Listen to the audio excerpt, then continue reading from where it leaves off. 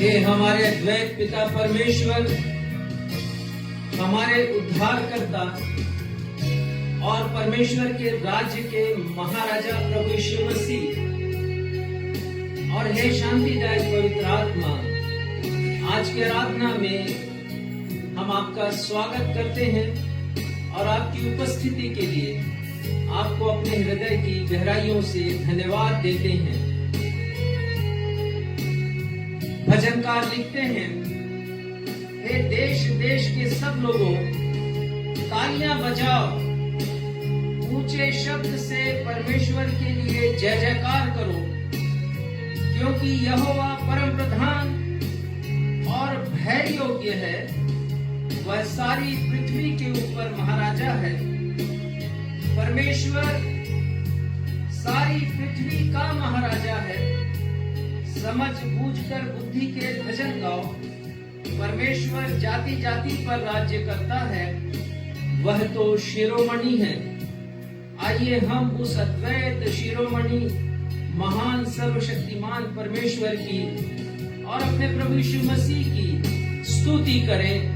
इन शब्दों के साथ तेरी उपासना करो सर्वशक्तिमान।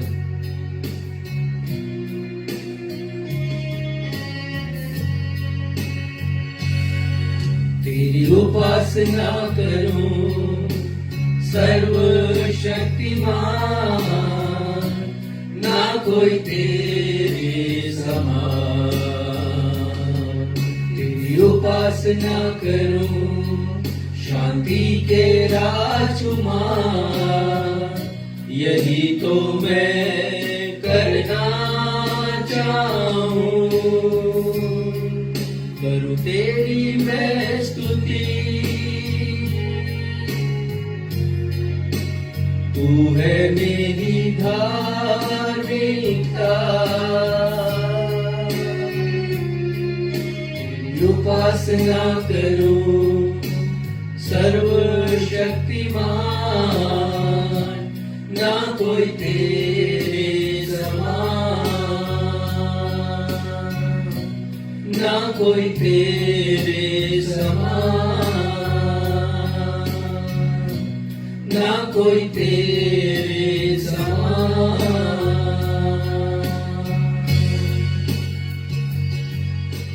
नवजीवन एवेंजेलिकल चर्च की 83 ऑनलाइन आराधना में मैं आकांक्षा मसीह आप समस्त प्रभु भक्तों का अपने उद्धारकर्ता प्रभु यीशु मसीह के अतुल्य नाम में स्वागत करती हूँ एवं आप सभी को जय यीशु, यीशु सहाय, जय मसीह की सलाम, शालोम और प्रेज द लॉर्ड कहती हूँ। Praise the Lord. प्रिय भाइयों और बहनों, पिछले रविवार हमने पेंटिकोस्ट संडे मनाया। प्रभु यीशु मसीह ने अपने स्वर्गारोहण से पहले अपने शिष्यों को स्वर्ग के राज या परमेश्वर के राज्य के विषय में शिक्षा प्रदान की। 10 दिनों के पश्चात शिष्यों ने पवित्र आत्मा की भरपूरी और सामर्थ को प्राप्त किया एवं परमेश्वर के राज्य का प्रचार करना प्रारंभ किया। परमेश्वर का राज्य नए नियम का प्रमुख विषय है। आज जबकि समूचा विश्व कोरोना वायरस के कारण भय के दौर से गुजर रहा है, परमेश्वर का राज्य या किंगडम ऑफ गॉड पर अध्ययन हमारे शोकित, व्यतीत, अशांत एवं भयभीत हृदय को असीम शांति से भर सकता है। इस रविवार से हमारे पास्टर इंचार्ज आप सभी को इसी विषय पर संदेश प्रदान करेंगे और आपको बताएंगे कि वर्तमान संसार का सरदार शैतान है। आने वाले युग में प्रभु यीशु अपना साम्राज्य स्थापित करेंगे। उस युग में हम सब मिलकर प्रभु यीशु महाराजा द ग्रेट किंग की स्तुति करेंगे। आइए हम सब मिलकर प्रभु यीशु मसीह जो राजाओं के राजा और प्रभुओं के प्रभु हैं कि स्तुति उस गीत के साथ करें जिसके शब्द हैं, ए दुनिया के लोगों ऊंची आवाज करो, गाओ खुशी के गीत, उसका गुणगान करो, इबादत करो।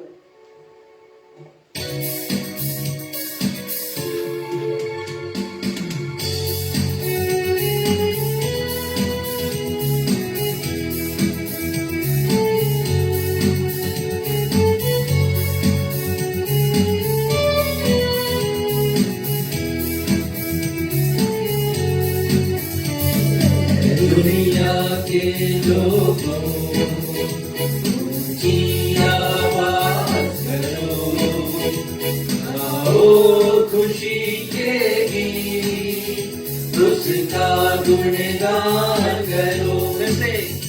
ऐ दुनिया के लोगों ऊंची आवाज करो, गाओ खुशी के गीत, उसका गुणगान करो, इबादत करो उसकी, इबादत करो,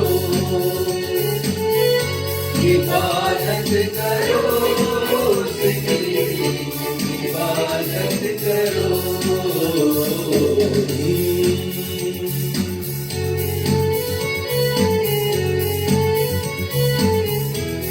हमने प्रारंभ में पढ़ लिया कि परमेश्वर महाराजा है, वो शिरोमणि है, देश देश के ऊपर, जाति जाति के ऊपर। और भजनकार कहते हैं कि आओ उसकी स्तुति करो, तालियां बजाओ और जय जयकार करो। और इस गीत के लेखक भी कहते हैं कि हमारा एक ही खुदा है और हमको ये जीवन उन्होंने ही दिया है, और एक दिन अपने राज्य को इस दुनिया में हम सभी के लिए स्थापित करेंगे। हमारे व्यथित हृदय को, हमारे दुखी मन को वो शांति प्रदान करेंगे।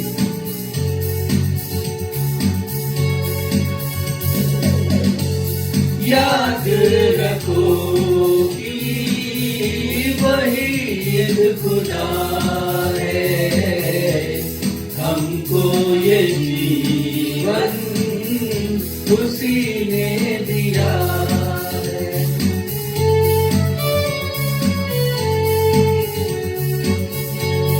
उसी चारागाह से हम सब है आए, हम दो सदा के हम गीत गाए। प्रभु का तुम शुक्र करो, ऊंची आवाज करो, गाओ खुशी के गीत, उसका गुणगान करो, इबादत करो उसकी, इबादत करो, इबादत करो उसकी, इबादत करो।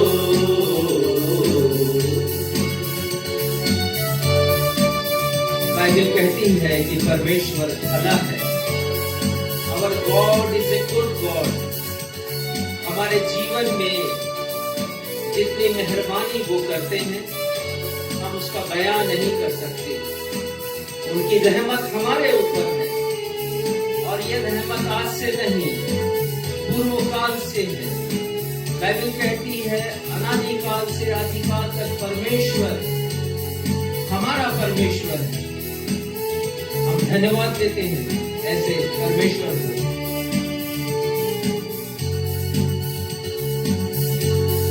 नामे खुदावन कितना मुबारक, मेरा खुदावन कितना भला है।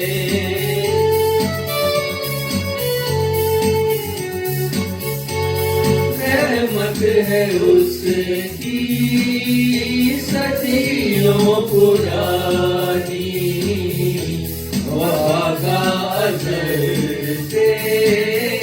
यही सिलसिला है। उस पर ईमान करो, उसके घर आओ चलो, आओ खुशी के गीत, उसका गुणगान करो, इबादत करो उसकी, इबादत करो, इबादत करो उसकी, इबादत करो। ऐ दुनिया के लोगों, ऊंची आवाज करो, आओ खुशी के गीत, उसका गुणगान करो, इबादत करो उसकी, इबादत करो, इबादत करो उसकी, इबादत करो।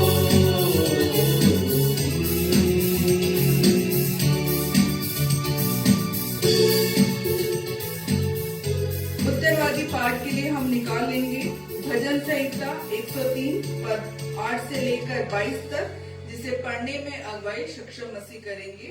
भजन संहिता 103 पद 8 से लेकर 22 तक।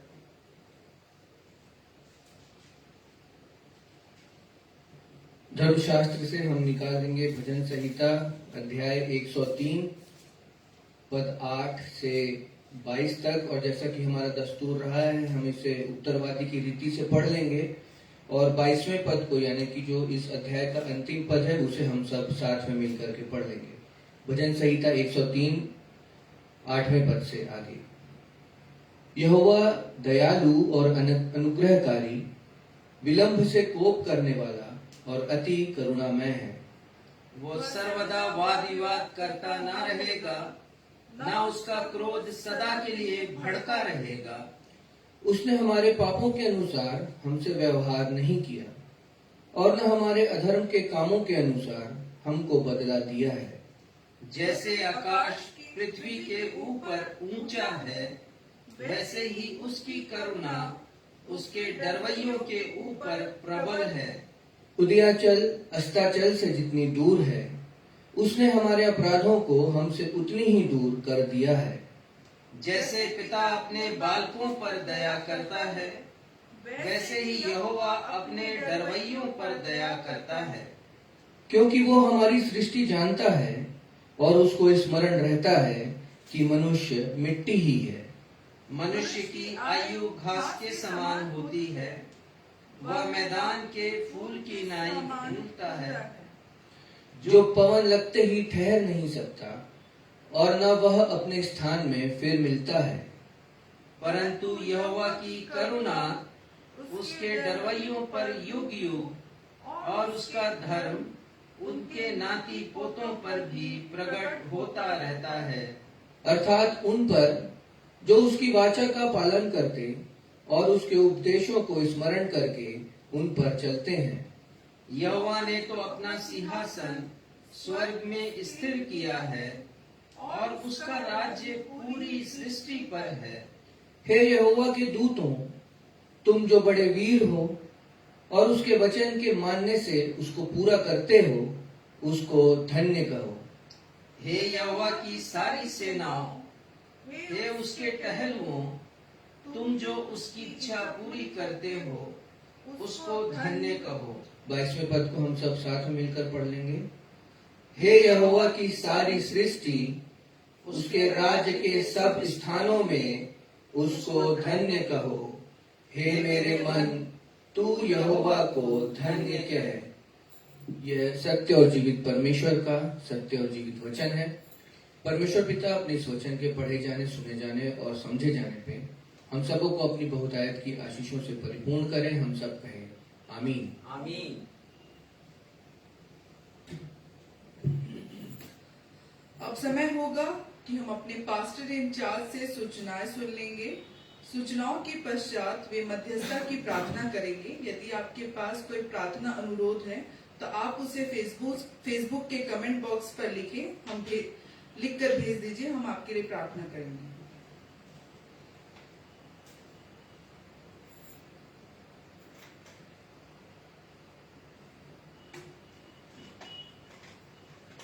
नवजीवन इवेंजलिकल चर्च की 83वीं 83rd ऑनलाइन आराधना में मैं इस कलीसिया का पास्टर इंचार्ज आप सभी दर्शकों का और जो कलीसिया में उपस्थित हैं उनका स्वागत अपने उद्धारकर्ता प्रभु यीशु मसीह के नाम में करता हूं और आप सभी को सलाम कहता हूं।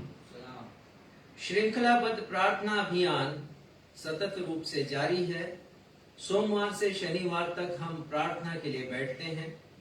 रविवार चूंकि आराधना का दिन होता है, श्रृंखला टूट सकती है, इसलिए रविवार को हमने नहीं रखा है। सप्ताह के 6 दिन हम प्रार्थना करते हैं, 21 घंटे प्रतिदिन। प्रातः 4 बजे से 1 बजे तक प्रार्थनाएं चल रही हैं और काफी सुखद परिणाम हमें देखने के लिए मिले हैं। हम कोरोना काल की समाप्ति के लिए भी लगातार प्रार्थना कर रहे हैं। हम प्रार्थना कर रहे हैं कि संक्रमण समाप्त हो और इसका परिणाम आप सभी के समक्ष है और हम देख रहे हैं कि किस प्रकार से संक्रमण धीरे धीरे समाप्त होता जा रहा है। हम प्रार्थना कर रहे हैं कि तीसरी लहर जो सस्पेक्टेड है, जो कंफर्म नहीं है, पर जिसके बारे में केवल आशा की जा रही है और उम्मीद की जा रही है कि ये आने वाला है, हम प्रार्थना कर रहे हैं कि ये लहर भी नहीं आए यदि प्रभु की कृपा हो और प्रभु की इच्छा हो। यदि आप इस प्रार्थना अभियान में शामिल होना चाहते हैं तो आपका स्वागत है। आपको केवल 20 मिनट प्रार्थना करनी है। विषय हम देंगे और विषय से संबंधित अन्य बातें हम आपको बताते चले जाएंगे और आप उन विषयों के लिए प्रार्थना कर सकते हैं। आप अपने विषय भी उसमें जोड़ सकते हैं, लेकिन प्रार्थना के लिए बैठिए। 20 मिनट बैठिए कम से कम। मैं और मेरी पत्नी हम एक ऐसे समय में प्रार्थना में बैठते हैं जो कि बहुत ही कठिन समय है। 12:30 से 1 बजे हमारे कुछ पास्टर्स प्रातःकाल 4 बजे से प्रार्थना करते हैं, जो कठिन समय है। और यदि आप इस समय में करना चाहें प्रार्थना, आपका स्वागत है। नहीं तो आप अपनी सुविधा के अनुसार समय देख सकते हैं, मुझसे बातचीत कर सकते हैं और आपका नाम प्रार्थना सूची में हम जोड़ देंगे और आप इस अभियान में शामिल होइए। प्रार्थना करना एक बहुत बड़ा वरदान है। ये वरदान परमेश्वर ने केवल मनुष्यों को दिया है, यहाँ तक स्वर्गदूतों के पास भी ये सुविधा नहीं है। मैंने पढ़ा इसके विषय में। मनुष्य को परमेश्वर ने ये वरदान स्वरूप दिया है और न सिर्फ वरदान परंतु अधिकार भी दिया है। जो कि परमेश्वर के संतान हैं हम, तो उस अधिकार से अपने पिता से हम अनुरोध कर सकते हैं, निवेदन कर सकते हैं, अपनी विनतियों को, समस्याओं को, जीवन की कठिनाइयों को हम परमेश्वर के समक्ष रख सकते हैं। पर देखा जाता है कि बहुधा हम अपने शरीर की चिंता ज्यादा करते हैं, अपने स्वास्थ्य की चिंता ज्यादा करते हैं। जब हम बीमार होते हैं तभी हम इस विषय को प्रार्थना में उठाते हैं, परंतु हजारों विषय हैं जिन्हें हम प्रार्थना में ला सकते हैं, जिनके विषय में हम प्रार्थना कर सकते हैं। तो जरा सोचिए और कौन कौन सी बातें हैं जिनके लिए आप प्रार्थना कर सकते हैं। तो आप अवश्य इस अभियान में शामिल हो। हमने कहा था कि जिन भाई बहनों को चंगाई मिल रही है प्रार्थना से, आप अपना फीडबैक हमें दें ताकि हम परमेश्वर पिता को धन्यवाद दे सके। बहुत सुखद परिणाम हमें प्राप्त हो रहे हैं और बहुत से वे लोग जो कि कोरोना वायरस से ग्रसित थे, संक्रमित थे, गंभीर स्थिति में थे, परमेश्वर ने उन्हें चंगाई दी है। परमेश्वर के नाम की स्तुति हो और हम सब उन्हें धन्यवाद देते हैं। और हमें फीडबैक मिलना प्रारंभ हुआ है। मैं इस बात के लिए आप सभी को धन्यवाद देता हूं।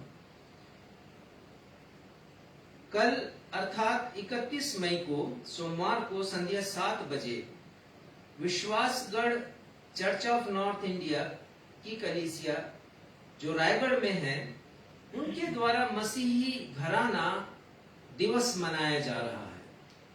और कल प्रथम दिवस है।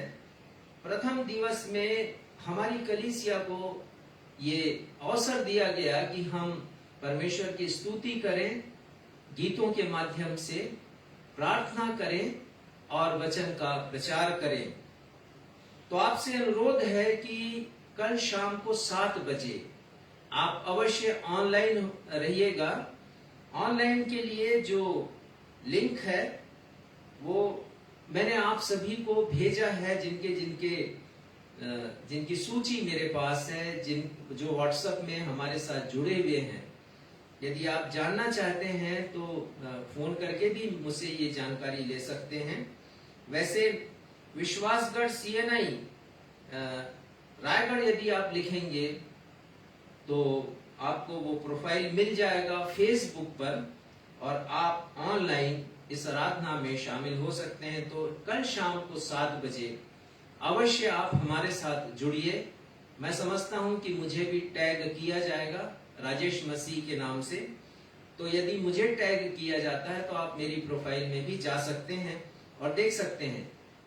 कल हम देखेंगे कि कैसे हम एक आदर्श मसीही घराना बना सकते हैं।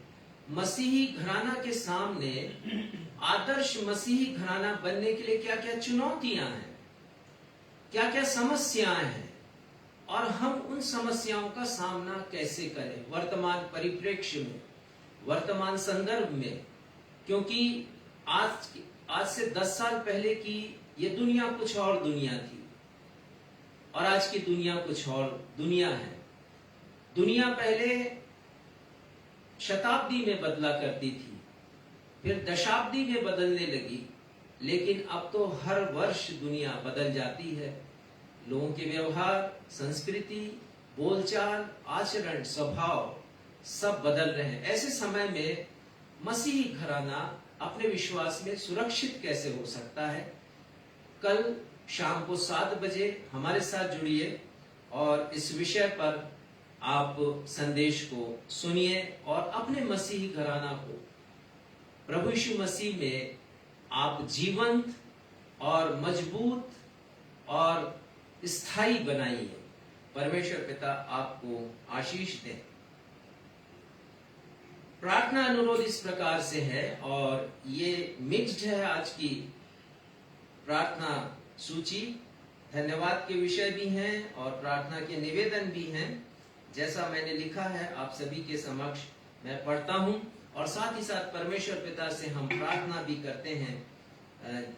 जिनकी जैसी आवश्यकता है परमेश्वर पिता उसे पूरा करें और प्रार्थना का उत्तर दें। धन्यवाद के विषय हैं पास्टर कन्हैया की बड़ी बेटी इंदु, जो नागपुर में रहती हैं, कोरोना पॉजिटिव हो गई थी और हमने उनके लिए प्रार्थनाएं की, उन्हें चंगाई मिली। प्रभु का धन्यवाद हो। पास्टर बलराम की पत्नी सुनीता और बेटी अंजलि, ये दोनों बीमार थी, कमजोरी थी इनके शरीर में, परमेश्वर पिता ने चंगाई दी है। परमेश्वर पिता का धन्यवाद हो। पास्टर गौतम की पत्नी एस्तर को भी चंगाई मिली है। परमेश्वर पिता ने चंगाई प्रदान की। परमेश्वर पिता का नाम धन्य हो। बहन प्रीति दास ज्योतिपुर पेंड्रा रोड में रहती हैं, हमारी प्रार्थना योद्धा हैं। उन्होंने लिखा कि श्रृंखलाबद्ध प्रार्थना अभियान में शामिल होने से उन्हें आत्मिक आशीषें मिली हैं और इसके लिए वो परमेश्वर को धन्यवाद देती हैं। उन्होंने प्रार्थना अनुरोध किया है उनके स्वयं के लिए और उनके परिवार के लिए। परमेश्वर पिता से हम उनके लिए और उनके परिवार के लिए प्रार्थना करते हैं, परिवार की सारी आवश्यकताएं पूरी हों, और यदि कोई समस्या हो तो वो उसे भी परमेश्वर पिता दूर करे। श्रीमती प्रेजी जॉन गर्भवती हैं, कोरोना पॉजिटिव भी हैं, और ये 2 समस्या एक साथ है। एक तो वो मां बनने वाली हैं और दूसरा कोरोना पॉजिटिव भी है, और ये दो वो खतरनाक स्थितियों से होके वो गुजर रही हैं। परमेश्वर पिता से आप भी प्रार्थना करें और हम भी प्रार्थना करते हैं कि परमेश्वर पिता उन्हें चंगाई दे, श्रीमती प्रेजी जॉन को, और उनके गर्भ में पल रहे बच्चे को परमेश्वर पिता सुरक्षित रखें। प्रार्थना करते हैं श्रीमती अशोकन के लिए। ये भी कोविड पेशेंट हैं। और प्रार्थना करें आदित्य अलेक्जेंडर भाई के लिए। ये सब छिंदवाड़ा से हैं और हम इन सभी के लिए, इनकी चंगाई के लिए प्रार्थना परमेश्वर पिता से करते हैं। प्रार्थना करते हैं डॉक्टर फिनेटा रॉय और उनके परिवार के लिए कि परमेश्वर पिता अपनी सुरक्षा इस परिवार को प्रदान करें, जो कि ये जोखिम भरे स्थानों में अपनी सेवाएं देती हैं। परमेश्वर इन्हें सुरक्षित रखे और साथ ही इस परिवार को भी। बहन संगीता मसीह मुंगेली अस्पताल में भर्ती हैं। मुझे पता नहीं कि अभी भर्ती या नहीं है। परमेश्वर पिता उन्हें चंगाई दे और यदि घर आ गई हैं तो अच्छा स्वास्थ्य दे और उनकी हर एक कमजोरी को दूर करे। भाई होरीलाल पटेल कोरोना पॉजिटिव थे, लेकिन परमेश्वर पिता ने कृपा की और उन्हें चंगाई दी है। उन्होंने अपनी गवाही भेजी है। परमेश्वर पिता इस भाई पर अपनी आशीष का हाथ रखे। भाई रामगिलास पटेल, जिनका मानसिक संतुलन ठीक नहीं था, हमने इनके लिए भी प्रार्थनाएं की थी और इन्हें चंगाई मिली है। इन्होंने अपनी गवाही भेजी है। हम धन्यवाद देते हैं और साथ ही साथ अपने प्रत्येक प्रार्थना योद्धाओं को धन्यवाद देते हैं उनके समर्पण के लिए, उनके त्याग के लिए जो वो कर रहे हैं कि प्रार्थना अभियान में, श्रृंखलाबद्ध प्रार्थना अभियान में वे शामिल हैं और अपना समय दे रहे हैं। और याद रखते हैं, यदि एक दिन की बात हो तो हर कोई तैयार हो जाए, लेकिन यदि प्रतिदिन की बात हो, हम 16 अप्रैल से इस अभियान को हम चला रहे हैं नवजीवन इवेंजेलिकल चर्च के मार्गदर्शन में। तो इन्होंने धन्यवाद दिया है सभी प्रार्थना योद्धाओं को और मैं भी इस पुलपिट से सभी को धन्यवाद देता हूं और परमेश्वर पिता से आशीष की प्रार्थना करता हूं। बहन तेरेसा हैली अमेरिका में है। किसी प्रकार से उनका प्रार्थना निवेदन हमें प्राप्त हुआ है। कैंसर पीड़ित हैं और डॉक्टर साहब ने कुछ महीनों की मोहलत उन्हें दी है। परमेश्वर से प्रार्थना करें कि परमेश्वर पिता उन्हें चंगाई दे। श्रीमती कोयू फेन, उनका ऑक्सीजन लेवल कम हुआ। हमने प्रार्थनाएं की थी, पता चला कि अभी वो आईसीयू में है। परमेश्वर पिता अपना अद्भुत आश्चर्य कर्म उनके जीवन में करें, प्रकट करें, ताकि उन्हें चंगाई मिले और वो अपने घर हर्ष के साथ, आनंद के साथ लौट सके। बहन शिव कुमारी मनहर के लिए प्रार्थना करते हैं। दुष्ट आत्मा से ग्रसित हैं।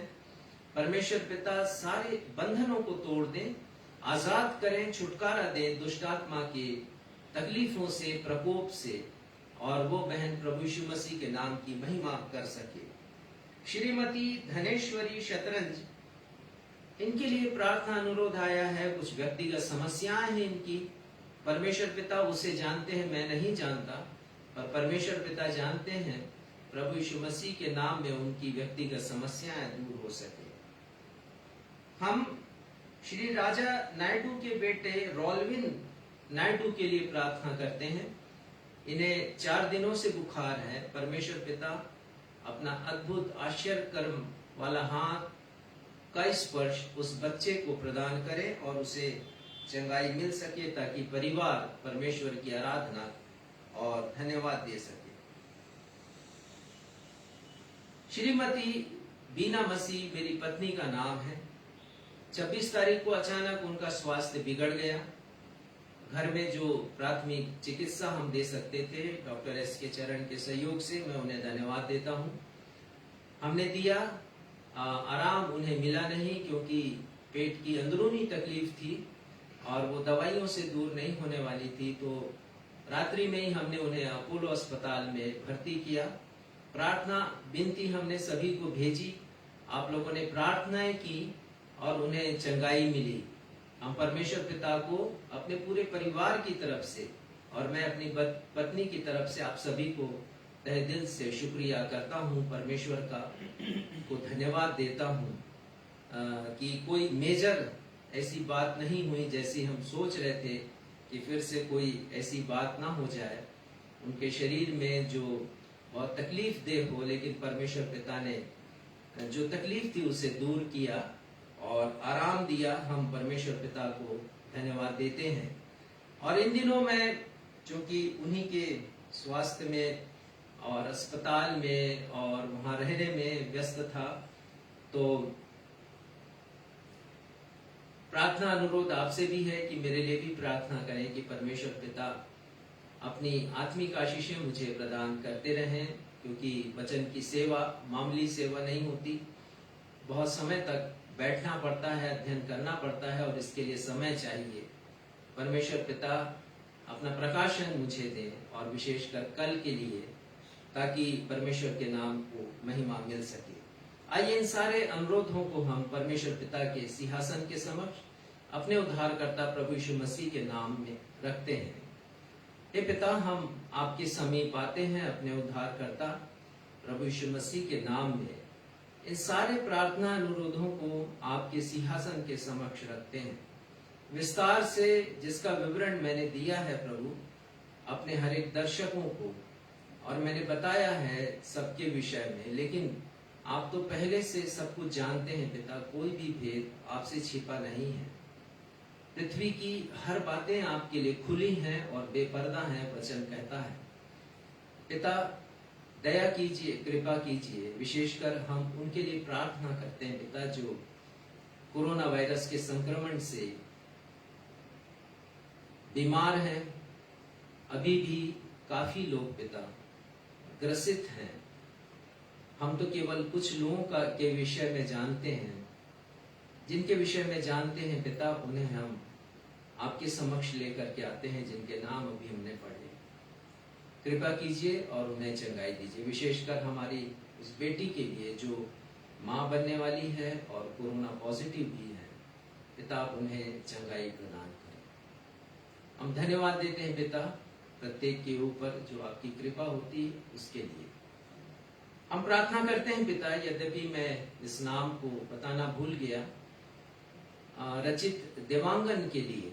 ये छोटा बच्चा है और इसके रक्त में संक्रमण है, और वो विशेष प्रकार का कोई संक्रमण है, और जिससे इस बच्चे को बहुत तकलीफ है और माता पिता बहुत व्यथित हैं, दुखी हैं पिता। इस बच्चे को भी हम आपके समीप लेकर के आते हैं। प्रार्थना करते हैं पिता कि आप इस बच्चे को चंगाई प्रदान करें। उसी प्रकार पिता नवजात शिशु मोंटू जेकब के पुत्र मनन के लिए भी हम प्रार्थना करते हैं। जबकि वो बच्चों के वार्ड में भर्ती है प्रभु, और उसका शुगर बढ़ा हुआ है, आपकी कृपा उस बच्चे के ऊपर हो और चंगाई प्राप्त करके फिर से अपने माता पिता के पास उनकी गोद में आ सके। हम आपकी महिमा करते हैं प्रभु। आप हमारे ऐसे पिता हैं जो हमारे अनुरोधों को सुनते, हमारी विनतियों को सुनते और उस पर अपना चित्त, अपना कान लगाते हैं प्रभु। हम धन्यवाद देते हैं और धन्यवाद के साथ फिर से इन विषयों को आपके समक्ष रखते हुए अपनी इस प्रार्थना को आपके बेटे हमारे उद्धारकर्ता प्रभु यीशु के नाम से मांग लेते हैं। सुनिए और ग्रहण कीजिए। आमीन। मेरी पत्नी कल डिस्चार्ज होकर के घर आ चुकी है और हम सब इस बात के लिए आनंदित है। ये बात आपको बताना भूल गया। परमेश्वर पिता आप सभी को अपनी आशीषें प्रदान करें।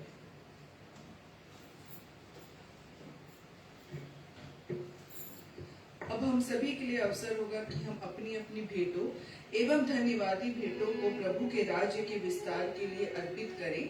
और इस अवसर पर हम सब मिलकर एक गीत गाएंगे जिसके शब्द हैं, क्या दे सकता हूँ, क्या ला सकता हूँ, कहता तुझे बस शुक्रिया।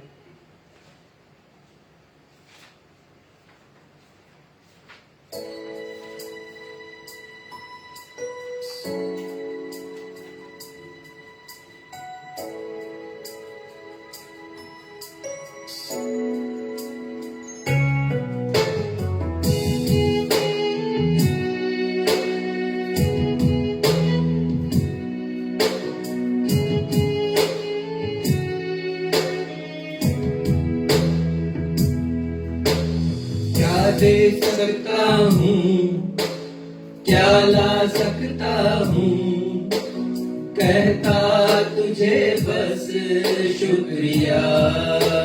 फिर से क्या दे सकता हूँ, क्या ला सकता हूँ, कहता तुझे बस शुक्रिया। तुझ में ही मेरी सुबह, तुझ में ही हर शाम, तुझसे ही करता शुरू हर कोई काम। शुक्रिया करता हूँ मैं लेके तेरा नाम, आदर और धन्यवाद आज तेरे नाम। शुक्रिया शुक्रिया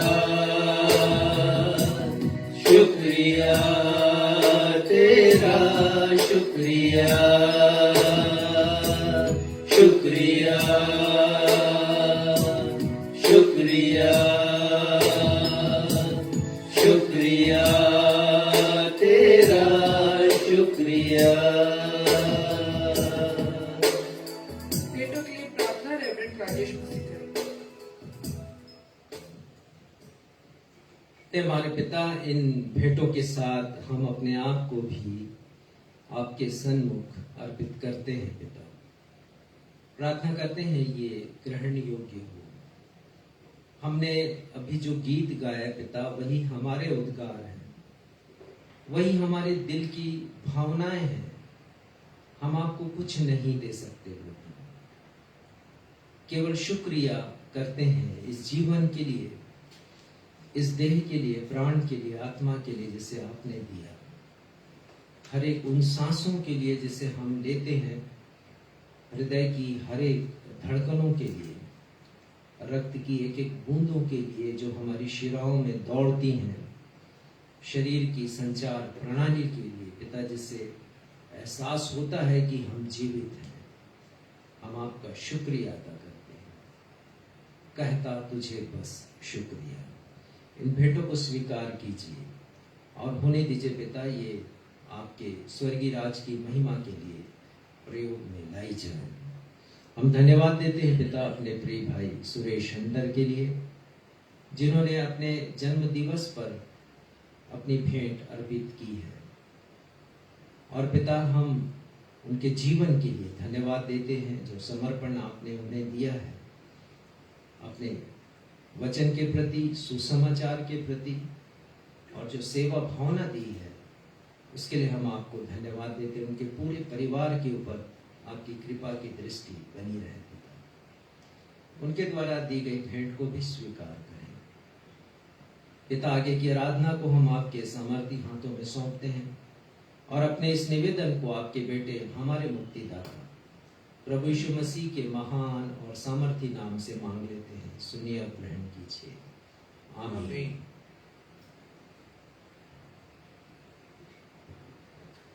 पवित्र शास्त्र से पाठों का पठन। पहला पाठ पाया जाता है पुराने नियम से यशाया अध्याय 9 पद 6 से 7, जिसे पढ़ने में अगुवाई मैं करूंगी। दूसरा पाठ जो नए नियम से पाया जाता है रोमियो अध्याय 14 पद 17 से लेकर 19 तक, जिसे पढ़ने में अगुवाई सक्षम मसीह करेंगे। पहला पाठ यशाया 9 पद 6 से लेकर 7।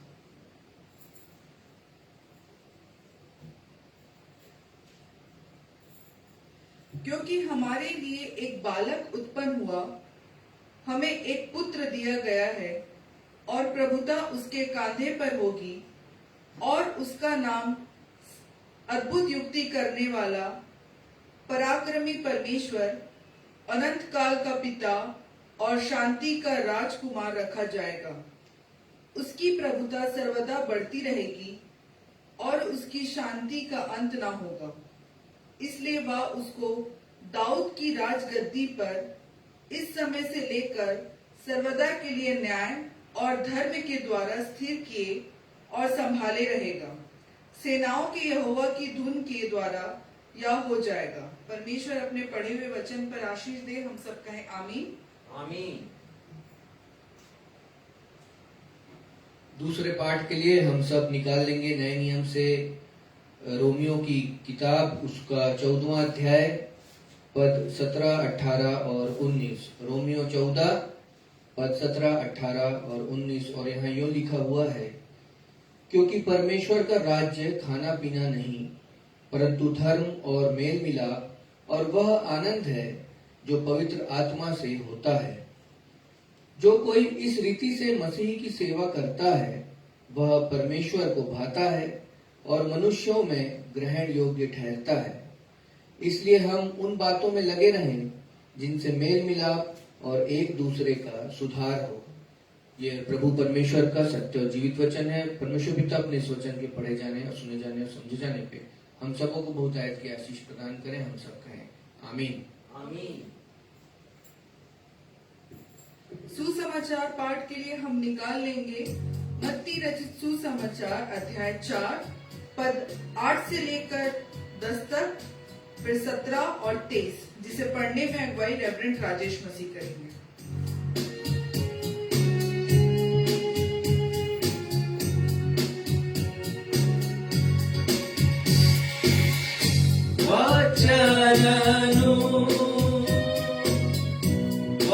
वचनतो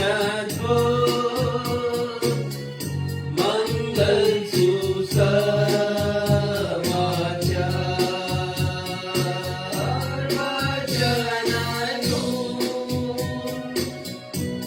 वचनतो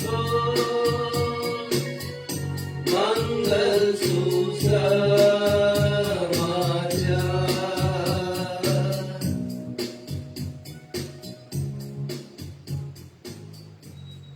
आज का सुसमाचार का पाठ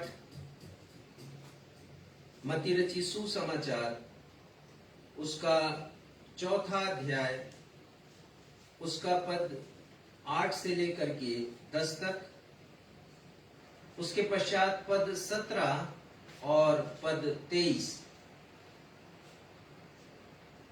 मत्ती रचित सुसमाचार उसका 4था अध्याय पद 8 से लेकर के 10 तक और उसके पश्चात पद 17 और 23। यहां इस प्रकार लिखा है, फिर शैतान प्रभु यीशु को एक बहुत ऊंचे पहाड़ पर ले गया और सारे जगत के राज्य और उसका वैभव दिखाकर उससे कहा कि यदि तू गिरकर मुझे प्रणाम करे तो यह सब मैं कुछ तुझे दूंगा। तब यीशु ने उससे कहा, हे शैतान, दूर हो जा, क्योंकि लिखा है कि तू प्रभु अपने परमेश्वर को प्रणाम कर और केवल उसी की उपासना कर। पद 17, उस समय से यीशु प्रचार करना और यह कहना आरंभ किया कि मन फिराओ, क्योंकि स्वर्ग का राज्य निकट आया है। उसके बाद 24वां पद, और सारे सूर्य में यीशु का यश फैल गया और लोग सब बीमारियों को, जो नाना प्रकार की बीमारियों और दुखों में जकड़े हुए थे और जिनमें दुष्ट आत्माएं थीं, और मिर्गी वालों और झोले के मारे हुओं को उसके पास लाए और उसने उन्हें चंगा किया। ये प्रभु यीशु ख्रिस्त का सुसमाचार है। हे प्रभु यीशु ख्रिस्त, आपके नाम की महिमा हो, हम सब कहें आमीन। आमीन।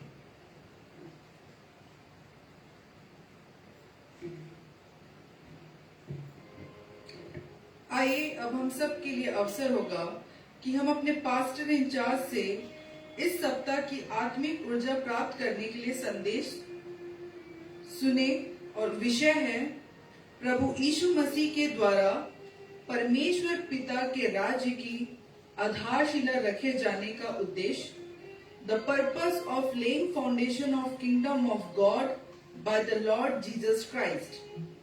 परंतु इसके पहले कि हम संदेश सुने, आइए हम सब मिलकर एक गीत गाएंगे जिसके शब्द हैं, अल्फाज है कम, आंखें मेरी नम, ख्यालों में तेरे काम बेशुमार।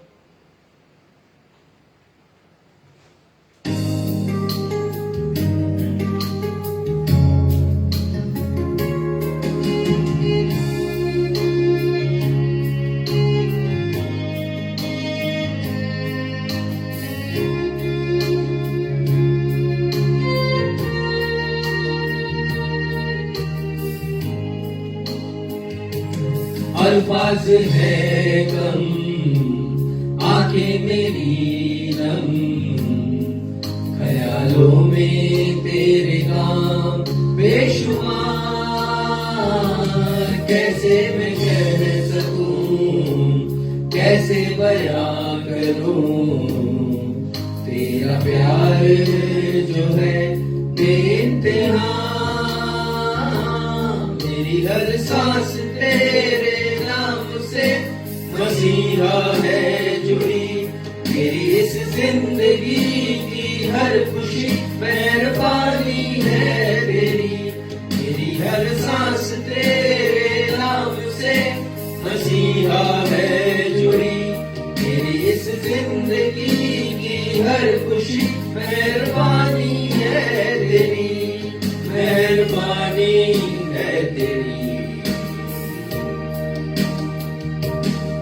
मेहरबानी है तेरी, मेहरबानी है तेरी।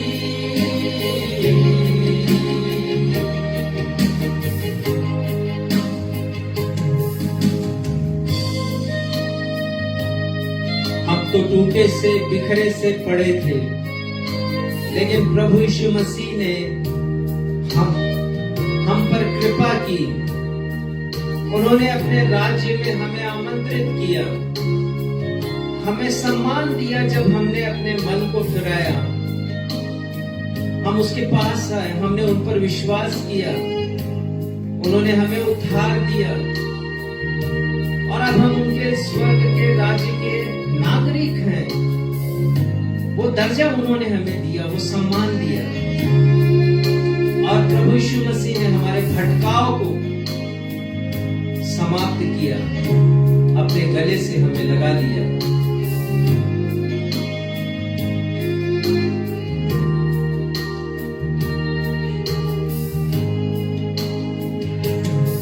टूटा सा बिखरा सा था मैं यूं ही पड़ा, बेवसा जिंदगी को था जी मेरा।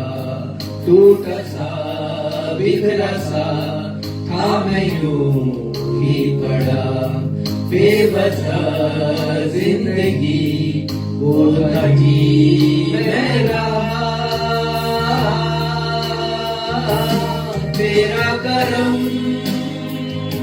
जो मुझ पर हुआ है, तू मेरे जीने की वजह है।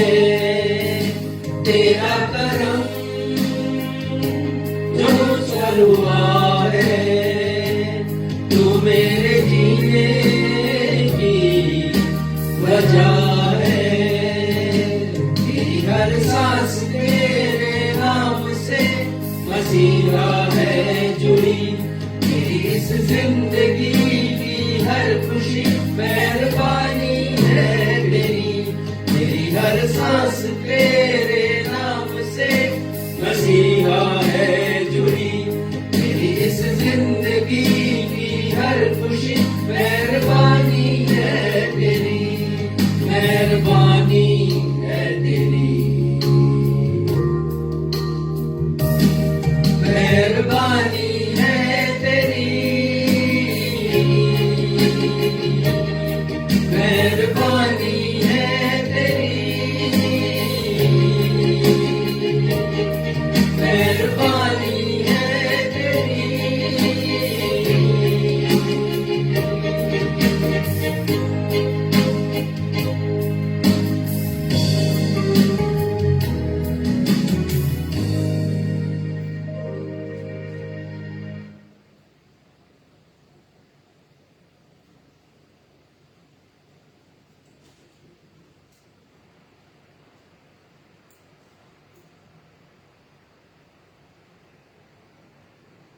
ये मेरे हृदय की बड़ी अभिलाषा थी कि आप सभी से मैं चर्चा करूं परमेश्वर के राज्य की, जो प्रमुख विषय है नए नियम का, प्रभु यीशु मसीह का प्रमुख एजेंडा, परमेश्वर का राज्य। 18 अप्रैल इसी वर्ष के 18 अप्रैल को हमने परमेश्वर के राज्य विषय से अपने अध्ययन को आरंभ किया और केवल एक संदेश हमने सुना और जो हमारा अधिकार था, हमारा जो मनन का पद था मत्ती रचित सुसमाचार 6वां अध्याय उसका 33वां पद, जहां पर प्रभु यीशु मसीह कहते हैं पहले तुम उसके राज्य और धर्म की खोज करो, तब ये सब वस्तुएं तुम्हें मिल जाएंगी। ये प्रभु यीशु मसीह का ऑफर है और वो कहते हैं कि पहले हम दुनियावी चीजों को नहीं ढूंढें, पहले हम परमेश्वर के राज्य को और उसके धर्म को खोजें। ये संदेश फेसबुक पर और यूट्यूब पर उपलब्ध है, आप इसे देख सकते हैं। टाइटल है परमेश्वर का धर्म और उनकी धार्मिकता, और आप फिर से तरोताजा हो सकते हैं। यदि आपने नहीं सुना है तो अवश्य सुनिएगा, आपका आत्मिक ज्ञान बढ़ेगा और आत्मिक आशीषें भी आपको मिलेंगी। उस दिन हमने विचार किया था, अर्थात 18 अप्रैल को हमने मनन किया मत्ती रचित सुसमाचार उसके 6वें अध्याय के 33 पद पर। प्रभु यीशु मसीह ने कहा राज्य की खोज करो, धर्म की खोज करो। तो राज्य की खोज के बारे में मैंने कहा था कि आगे हम देखेंगे। उस दिन हमने ये देखा था कि धर्म की खोज से प्रभु यीशु मसीह का तात्पर्य क्या है, कि वो हमें क्या कहना चाहते हैं, वो क्यों हमें कह रहे हैं कि हम परमेश्वर के धर्म की खोज करें। और हमने 4 बातें देखी थी।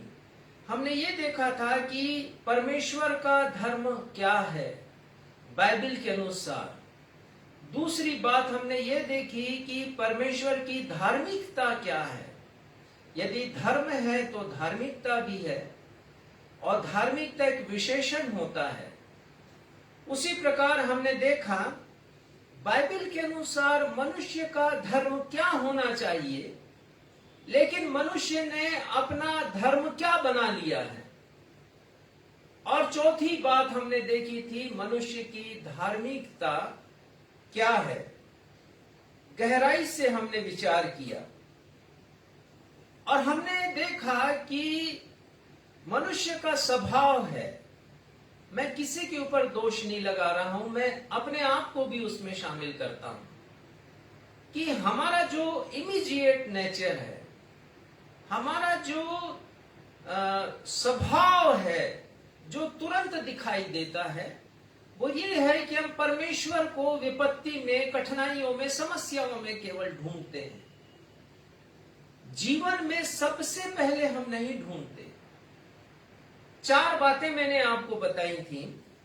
प्रभु यीशु मसीह ने बखूबी बयान किया मत्ती रचित सुसमाचार 6वें अध्याय में, और वो कहते हैं कि अपना धन तुम स्वर्ग में इकट्ठा करो, जहां कीड़ा नहीं है और न काई है और ना वो उसको डैमेज करते हैं, ना उसको बिगाड़ते हैं। 19 पद से आगे प्रभु यीशु मसीह ने 4 बातें बताई जिस पर हम ध्यान लगाते हैं और हम जिसकी खोज में रहते हैं, जिसे हम पाना चाहते हैं। पहली बात, प्रभु यीशु मसीह के अनुसार हम धन पर मन लगाते हैं। धन हमारा प्रमुख बन जाता है। जरूर प्रमुख है, ऐसी बात नहीं है, बिना धन के आप रह भी नहीं पाएंगे। लेकिन प्रभु यीशु मसीह का कहना है कि ये तुम्हारी प्रायोरिटी नहीं होना चाहिए, तुम्हारे मन का विषय नहीं बनना चाहिए। उन्होंने कहा जहां तुम्हारा धन है वहां तुम्हारा मन भी लगा रहेगा, तुम 2 स्वामियों की सेवा नहीं कर सकते हो, उन्होंने कहा।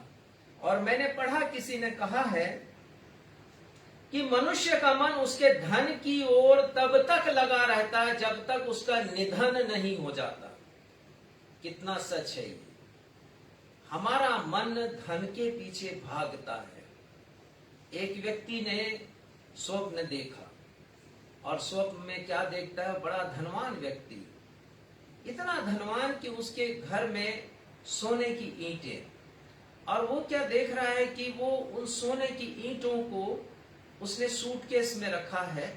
उसकी मृत्यु हो गई है और वो स्वर्ग के दरवाजे पर खड़ा है, क्योंकि उसने पैसे से दुनिया में हर किसी को खरीदा और वो स्वर्ग में जगह पाना चाहता है अपने संपत्ति के बल पर, सोने के दम पर। और स्वर्गदूत से कहता है, स्वर्गदूत पूछते हैं क्या है आपके पास? मेरे पास ये सोना है। दुनिया में तो हर काम उसने सोने चांदी से निकाल लिया। वो सोचा कि स्वर्ग में भी मैं जगह पालूंगा, प्रवेश कर जाऊंगा। तो स्वर्गदूत पूछते हैं कि सोना हमारे किसी काम का नहीं, हमारे लिए पत्थर है। जैसे आप पत्थरों से सड़क बनाते हो पृथ्वी पर, वैसे हम स्वर्ग में सोने की सड़क बनाते हैं। मनुष्य धन के पीछे तब तक भागता है जब तक उसका निधन नहीं हो जाता। प्रभु यीशु मसीह ने कहा कि मनुष्य दो स्वामियों की सेवा नहीं कर सकता। तुम धन की सेवा, परमेश्वर की सेवा दोनों नहीं कर सकते। प्रभु यीशु मसीह ने दूसरी बात ये कही कि हम अपने प्राण की चिंता बहुत करते हैं, इतनी चिंता करते हैं प्राण की। और मैं सोच रहा था, मान लो कोई गरीब बंदा हो और उसने एक मकान बना लिया हो, जितना उसके पास पैसा था मकान में खर्च हो गया और वो पंखा नहीं लगा पाया, तो उसका प्राण बड़ा दुख पाता है और वो प्राण कहता है कि अरे यार, पंखा हो जाता तो मुझे सुख मिल जाता। और होता ही है, कुछ समय के पश्चात उसके पास धन आना शुरू होता है और वो पंखा खरीद लेता है और वो पंखा चलाता है, गर्मी में बड़ा आराम पाता है। लेकिन जब बहुत गर्मी आती है तो वो सोचता है कि अरे मेरा प्राण बड़ा दुखी, यदि कूलर हो जाता तो कितना अच्छा होता। और उसके पश्चात उसके पास और धन आता है और वो बढ़िया कूलर खरीद लेता है। पर वो सोचता है एक दिन कि अरे ये कूलर में भी बार बार पानी भरना पड़ता है, ये उतनी ठंडक नहीं देता जितना एसी देता है, मेरा प्राण बहुत दुखी हो रहा है। और फिर पैसा आता है और फिर वो एक एसी भी खरीद लेता है। हम अपने प्राण की चिंता बहुत करते हैं, मृत्यु के पश्चात उस जीवन की चिंता नहीं करते जिससे परमेश्वर पिता हमें तब देते हैं जब हम उन्हें खोजते हैं, उनके राज्य को और उनके धर्म को। प्रभु यीशु मसीह कहते हैं तुम अपने प्राण की चिंता नहीं करो। तीसरी बात प्रभु यीशु मसीह ने सिखाया हमको कि हम अपने स्वास्थ्य की चिंता बहुत करते हैं। तुम में से ऐसा कौन है जो अपनी आयु बढ़ा सकता है? उन्होंने कहा दीर्घायु होना चाहते हैं। हम अपने शरीर में एक खरोंच भी नहीं आने देते। हम सब अभी मास्क लगा रहे हैं, हम कोरोना बिहेवियर का पालन कर रहे हैं, डिस्टेंस मेंटेन करके चल रहे हैं। क्यों? क्योंकि हम जीना चाहते हैं, मरना नहीं चाहते। प्रभु यीशु मसीह ने कहा तुम इसकी भी चिंता नहीं करो। तुम ये देखो कि तुम्हारा लक्ष्य क्या है, तुम्हारी प्राथमिकता क्या है। तुम्हारी प्राथमिकता धन है, तुम्हारी प्राथमिकता इस जीवन में तुम्हारा प्राण है या तुम्हारा शरीर है। और चौथी बात प्रभु यीशु मसीह कहते हैं, मत्ती 6 से ही ले रहा हूं मैं, ये सब मैं आपको बता चुका हूं 18 अप्रैल को। सिर्फ एक रिवीजन में कर रहा हूं, पुनरावृत्ति कर रहा हूं ताकि आपको स्मरण रहे और जिन्होंने नहीं सुना है वो इस विषय से वाकिफ हो जाएं। प्रभु यीशु मसीह कहते हैं कि मनुष्य अपने शरीर की बहुत चिंता करता है, इस सेंस में कि उसके पास भौतिक संसाधन आ जाए, उसकी भौतिक जरूरतें पूरी हो जाएं, जिनमें रोटी है, कपड़ा है, मकान है, और वो सारी ऐश्वर्य की चीजें हैं, कंफर्ट की चीजें हैं, सुख सुविधा की चीजें हैं जो उसके पास आ जाए। तो मनुष्य इन चारों बातों को पाने के लिए कोशिश करता, खोजता रहता है जीवन भर। लेकिन परमेश्वर कहते हैं कि प्रभु यीशु मसीह कहते हैं पहले तुम उसके राज्य और धर्म की खोज करो, ये चारों वस्तुएं, चारों बातें, चारों चीजें तुम्हें मिल जाएंगी। इसे हमने देखा था। और और यीशु मसीह जो कहते हैं उसके एक एक शब्द के ऊपर आप गौर करें या करना चाहिए आपको, क्योंकि वो हमारे मुक्तिदाता हैं, वो परमेश्वर हैं, वो महाराजा हैं। उन्होंने जो भी कहा एक एक शब्द हमारे लिए बड़ा महत्वपूर्ण है। मत्ती 6:33 आपने खोल के रखा है तो पढ़िए। पहला शब्द क्या है? इसलिए पहले तुम पहले यीशु मसीह ने कहा सर्वप्रथम, लेकिन हम सर्वप्रथम स्थान नहीं देते परमेश्वर को, जो देना चाहिए हमें। तो प्रभु यीशु मसीह ने न सिर्फ परमेश्वर के धर्म और उनकी धार्मिकता को खोजने के लिए हमने कहा है, हमें निर्देश दिया, परंतु उन्होंने कहा है कि हम परमेश्वर के राज्य को भी ढूंढें, परमेश्वर के राज्य को भी पाने की कोशिश करें, परमेश्वर के राज्य को भी हमें खोजना चाहिए। परमेश्वर का राज्य, किंगडम ऑफ गॉड।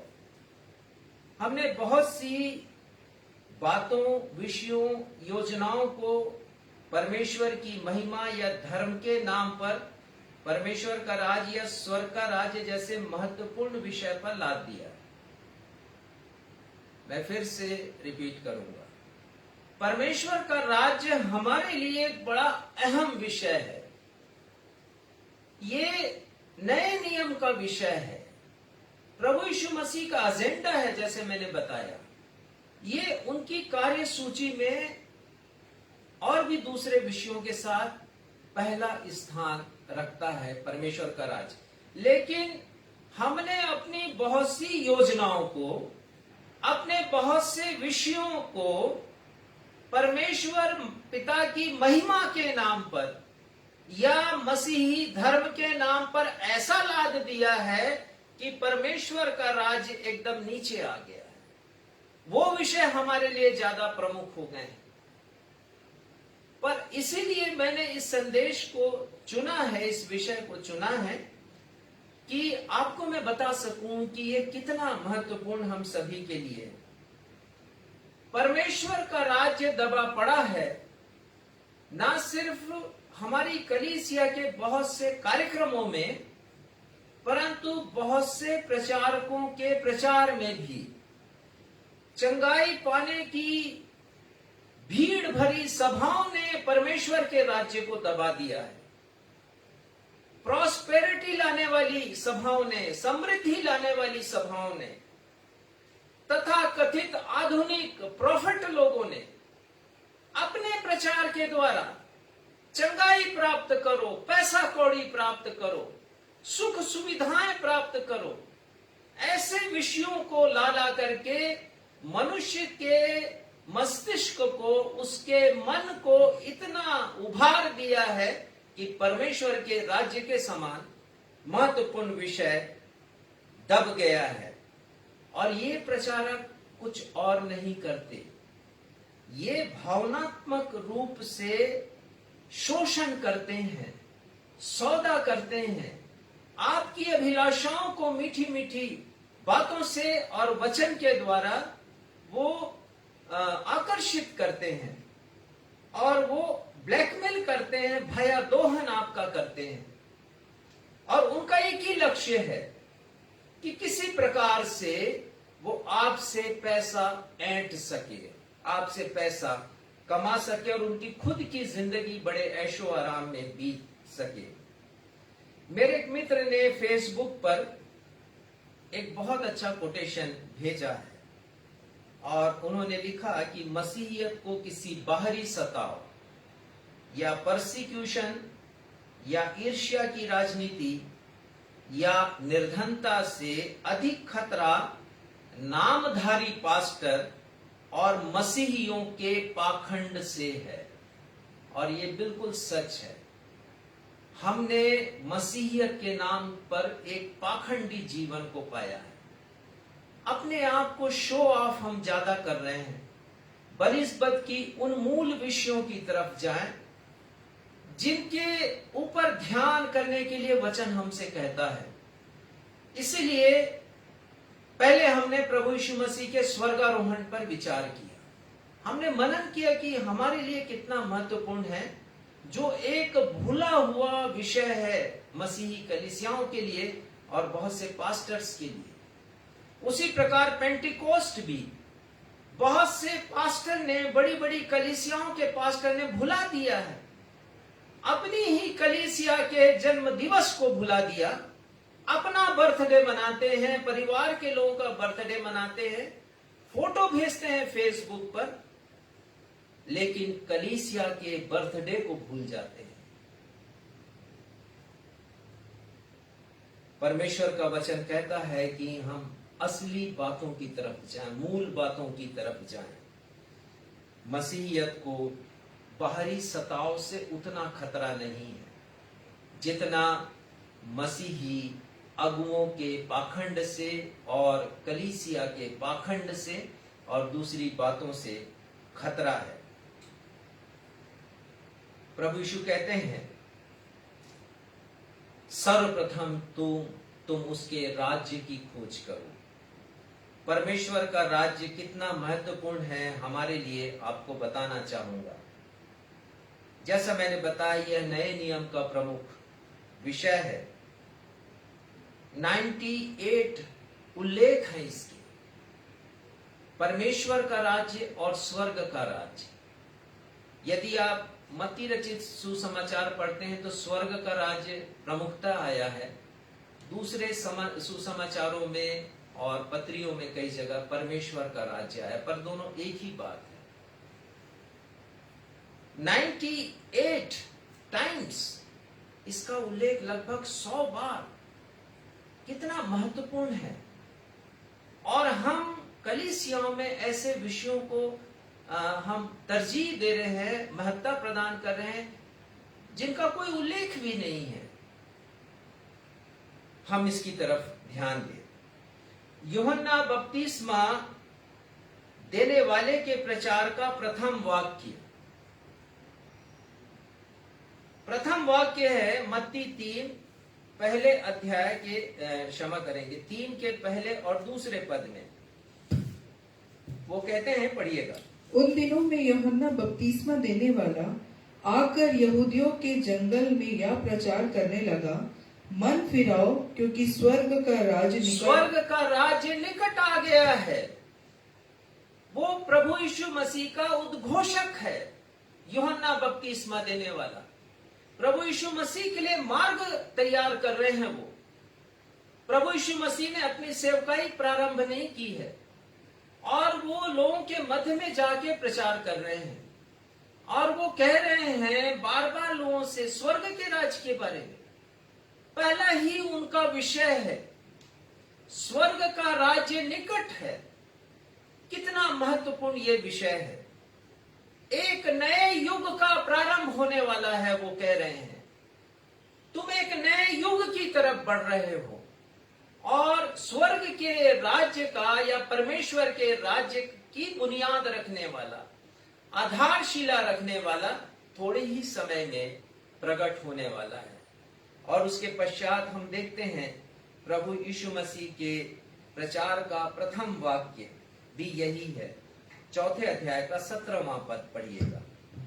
उस समय से यीशु ने प्रचार करना और यह कहना आरंभ किया, मन फिराओ क्योंकि स्वर्ग का राज्य निकट आया है।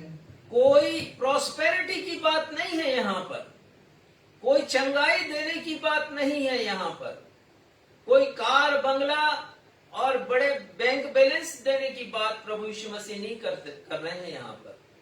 वो तो कह रहे हैं कि मन फिराओ क्योंकि स्वर्ग का राज्य निकट है।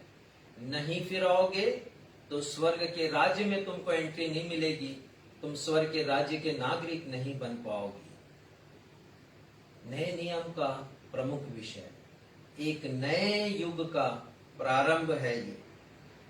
23वें पद में भी लिखा हुआ है, यीशु सारे गलील में फिरता हुआ और उनकी सभाओं में उपदेश करता और राज्य का सुसमाचार प्रचार करता।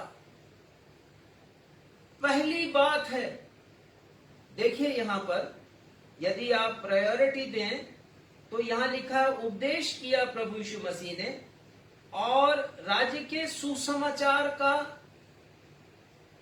प्रचार किया, परमेश्वर के राज्य के सुसमाचार का प्रचार। और उसके बाद बीमारी आती है, उसके बाद चंगाई आती है। अभी तो पहले चंगाई शुरू हो जाती है। मैं एक सभा में गया, प्रॉफिट की, मुझे बुलाया गया उस सभा में, और मैं गया और मैंने देखा कि प्रचारक महोदय के पास एक अच्छी खूबसूरत सी बाइबल है और वो डैश पे रखी हुई है। और जैसे उन्हें अवसर दिया गया प्रचार करने का, उन्होंने चंगाई देना प्रारंभ कर दिया। और मुझे बड़ा अद्भुत लगा। परमेश्वर का वचन पढ़ने को तो छोड़ दीजिए, बाइबल उन्होंने स्पर्श तक नहीं किया।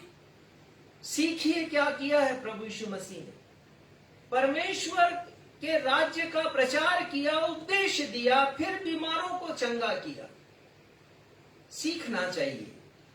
हम भी चंगाई की प्रार्थना करते हैं। ऐसा नहीं है कि हम चंगाई के खिलाफ मैं बोलता हूं या चंगाई नहीं है इसके बारे में मैं प्रचार करता हूं, लेकिन जो प्रमुख है, जो हमें अपनी मंजिल तक पहुंचाएगी, वो परमेश्वर का राज्य है, परमेश्वर का वचन है। प्रभु यीशु मसीह ने कहा। एक और पद देखिए, लूका उसका 4 अध्याय और उसका 42 और 43 पद। ये भी बहुत अच्छा पद है सीखने के लिए, हमारे लिए।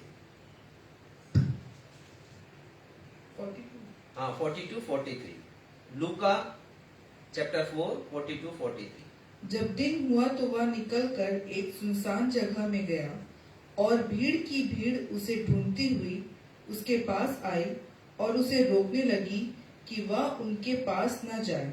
परंतु उसने उनसे कहा, मुझे अन्य नगरों में भी परमेश्वर के राज्य का सुसमाचार सुनाना अवश्य है, क्योंकि मैं इसी के लिए भेजा गया। देखिए एजेंडा प्रभु यीशु मसीह का। लोग प्रभु यीशु मसीह को रोक रहे हैं क्योंकि उन्होंने चंगाई दी है। और यहां पर यदि 40 पद आप पढ़े तो उसमें लिखा है कि एक एक पर प्रभु यीशु मसीह ने अपने हाथ को रखा है और उन्हें चंगाई दी है। ऐसा नहीं कि भीड़ आ गई और ऐसा हाथ किया और भीड़ गिर गई, ये इधर से भीड़ गिरी उधर से भीड़ गिरी, ऐसा हम पढ़ते ही नहीं है सुसमाचारों। प्रभु यीशु मसीह ने बड़ी गंभीरता के साथ एक एक के ऊपर अपने हाथ को रखा है, चंगाई दी। तो उस गांव के लोग रोक रहे हैं प्रभु यीशु मसीह को, ठहर जाइए प्रभु कुछ दिन और। प्रभु यीशु मसीह अपने एजेंडा को डिस्क्लोज करते हैं, बतलाते हैं कि मेरा काम परमेश्वर के राज्य का सुसमाचार प्रचार करना है। इस सुसमाचार को देने के लिए मैं भेजा गया हूं। प्रभु यीशु मसीह परमेश्वर के राज्य के विषय में हमें बताने आए, और हम हैं कि सीखना नहीं चाहते, हम जानना नहीं चाहते, और गैर जरूरी बात की ओर हम ध्यान लगाते हैं और उलझे रहते हैं। प्रभु यीशु मसीह के प्रचार का प्रथम वाक्य हमने देख लिया, लूका में भी मत्ती में भी हमने देख लिया। और परमेश्वर का राज्य, यही विषय उनका अंतिम प्रचार भी था। कितना महत्वपूर्ण। प्रथम प्रचार भी परमेश्वर का राज्य, अंतिम प्रचार भी परमेश्वर का राज्य। प्रेरितों के काम उसका 1 अध्याय और 3 पद। और यहां लिखा है, और उसने दुख उठाने के बाद बहुत से पक्के प्रमाणों से अपने आप को उन्हें दिखाया, और 40 दिन तक यीशु अपने शिष्यों को और दूसरे अन्य लोगों को दिखाई देते रहे। और लिखा है, और परमेश्वर के राज्य की बातें करता रहा। परमेश्वर का राज्य कैसा होगा, परमेश्वर के राज्य की क्या क्या बातें होंगी, उसकी विशेषता क्या होगी, सिग्निफिकेंस क्या होगा, कौन लोग प्रवेश करेंगे परमेश्वर के राज्य में और कौन लोग नहीं करेंगे। 40 दिनों तक प्रभु यीशु मसीह के स्वर्गारोहण के पहले तक उन्होंने स्वर्ग के राज्य के विषय में शिक्षा अपने शिष्यों को प्रदान की। इतना महत्वपूर्ण विषय खो गया है चर्च की दूसरी एजेंडा में। हमारे पास गैर जरूरी कार्य विषय होते हैं, हम उनके ऊपर विचार करते हैं। प्रशासनिक ज्यादा बना दिया हमने, एडमिनिस्ट्रेटिव बनिस्बत की हम सोचे कि बाइबल की शिक्षा क्या कहती है।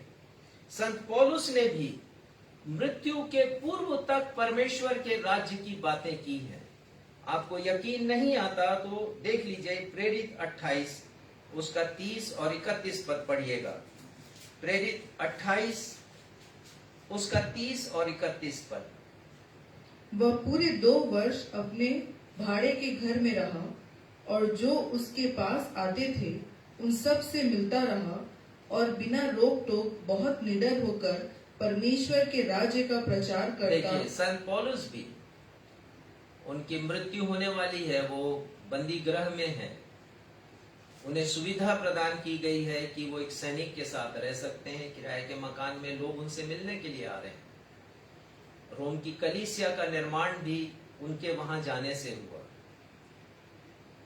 और वो लोगों से चर्चा कर रहे हैं। लिखा है यहां पर मृत्यु के पहले तक परमेश्वर के राज्य की बातें वो करते रहे। ये विषय आज पुलपिट से खो गया है। पुलपिट का ये विषय नहीं है प्रचार का, और बहुत कम लोग यदि करते भी हैं तो उनकी संख्या नगण्य होगी जो परमेश्वर के राज्य के विषय में बताएं। 4 बातें आज आपको बताऊंगा मैं। हमारा विषय है कि प्रभु यीशु मसीह ने परमेश्वर के राज्य की आधारशिला रखी और उसका उद्देश्य क्या है। पर्पस, प्रभु यीशु मसीह का उद्देश्य क्या है। इसके ऊपर जो उद्देश्य है वो हम बाद में देखेंगे। पहले मैं आपके सामने एक भूमिका बांध रहा हूं ताकि आप जाने कि परमेश्वर का राज्य है क्या। पहली बात, राज्य या किंगडम किसे कहते हैं, क्या अर्थ निकलता है इसका कि राज्य, आप बोल रहे हैं परमेश्वर का राज्य, तो राज्य से तात्पर्य क्या है।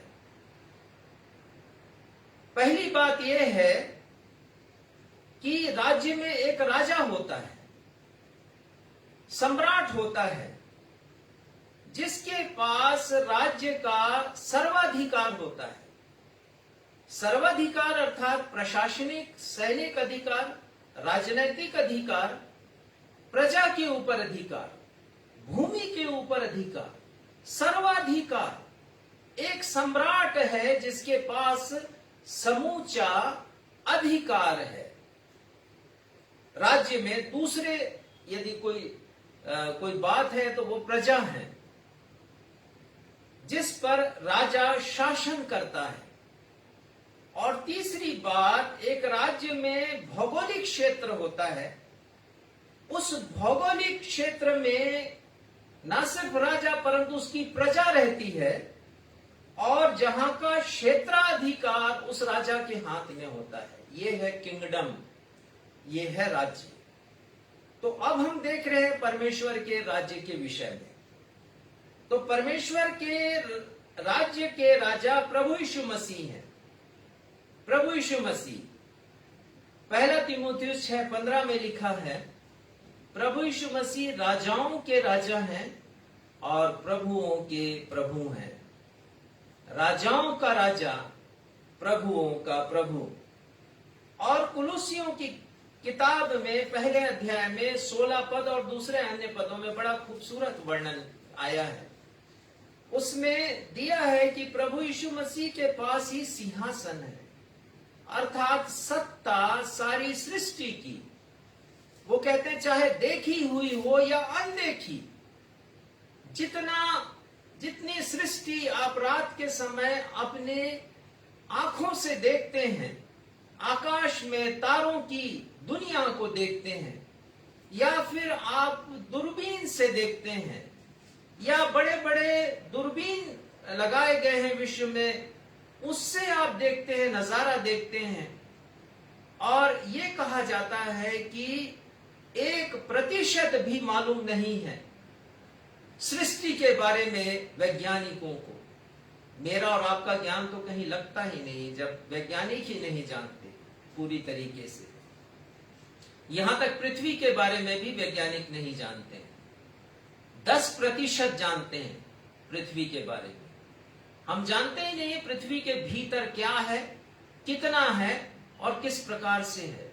मैं पढ़ रहा था कि खुदाई की गई केवल 12 किलोमीटर इस धरती की खुदाई केवल 12 किलोमीटर, उससे आगे मशीन जा ही नहीं सकी, क्योंकि तापक्रम इतना ज्यादा है वहां का कि मशीन के कल पुर्जे ही जल गए, काम करना बंद कर दिए और खुदाई रोक दी गई, क्योंकि मनुष्य के पास अभी तक ऐसी मशीन नहीं बनी जो 12 किलोमीटर से भी और भीतर जा सके। केवल 10% का ज्ञान मनुष्य के पास पृथ्वी के बारे में और पूरे सौर मंडल के बारे में या पूरे सृष्टि के बारे में तो 1% भी जानकारी हमारे पास नहीं है।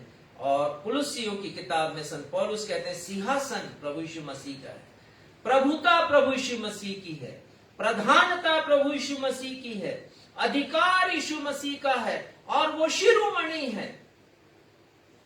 और आज भी भजन 47 में प्रारंभ में मैंने पढ़ा, परमेश्वर महाराजा है, परमेश्वर शिरोमणि है। तो यीशु मसीह परमेश्वर के राज्य के सम्राट हैं, वो राजाधिराज हैं, वो महाराजा हैं। He is the great king. और दूसरा आता है प्रजा।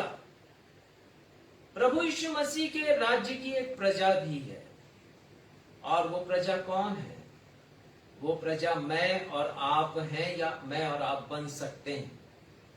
यूहन्ना 1:12 में लिखा है, जितनों ने उसे ग्रहण किया उसने उन्हें परमेश्वर की संतान होने का अधिकार दिया। जितनों ने ग्रहण किया, हम परमेश्वर के संतान बनते हैं और हम उस राज्य में प्रवेश करने की पात्रता प्राप्त करते हैं। एक और विषय है जिसके अंतर्गत हम इन बातों को देख सकेंगे। तो हम उनकी प्रजा हैं। प्रभु यीशु मसीह ने कहा यूहन्ना 10 उसके 15-16 में, मेरी भेड़ें मेरा शब्द सुनती हैं, मुझे पहचानती हैं और मैं उनको पहचानता हूं, मैं उनको जानता हूं, क्योंकि मैंने उनके लिए अपना प्राण दिया। तो यदि प्रजा के लोग यीशु को पहचाने और यीशु भी उनको पहचाने, तो वो प्रभु यीशु मसीह सम्राट महाराजाधिराज की प्रजा हैं, और ये प्रजा मुझे और आपको बनना है। इसलिए दूसरे एजेंडा को स्थान दीजिए। जरूर धन का महत्व है, स्वास्थ्य का महत्व, प्राण का महत्व है, दीर्घायु होने का महत्व है, सब चीजों का महत्व, लेकिन ये हमारे लिए उतना महत्वपूर्ण नहीं है जितना परमेश्वर का राज्य। और तीसरी बात, उनका क्षेत्राधिकार है प्रभु यीशु मसीह का। ना सिर्फ हमारे ऊपर अधिकार है, परंतु उनका एक भौगोलिक क्षेत्र भी है, और ये भौगोलिक क्षेत्र असीमित है बाइबल के अनुसार, और वो प्रभु यीशु मसीह की अधीनता में है।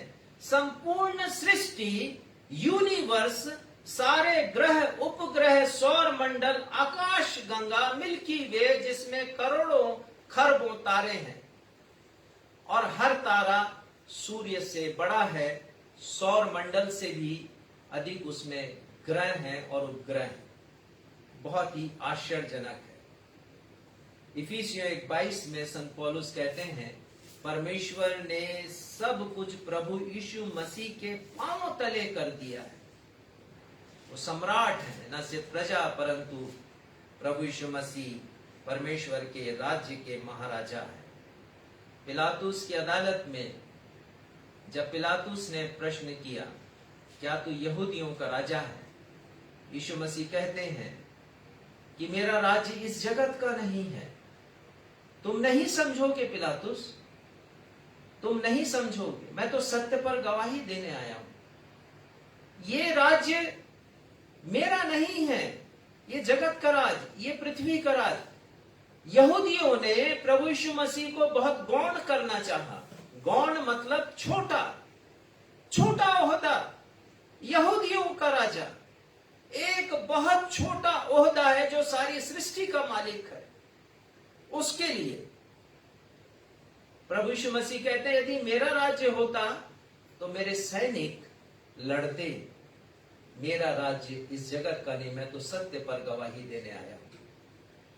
पिलातुस कहता, सत्य क्या है? वो सोचता सत्य उसे ही मालूम है। साधारण वस्त्रों में जख्मी यीशु खड़े हुए हैं, लहूलुहान, उसकी अदालत में, और वो सोचता ये मुझे क्या सिखाएगा? सारी सृष्टि का मालिक।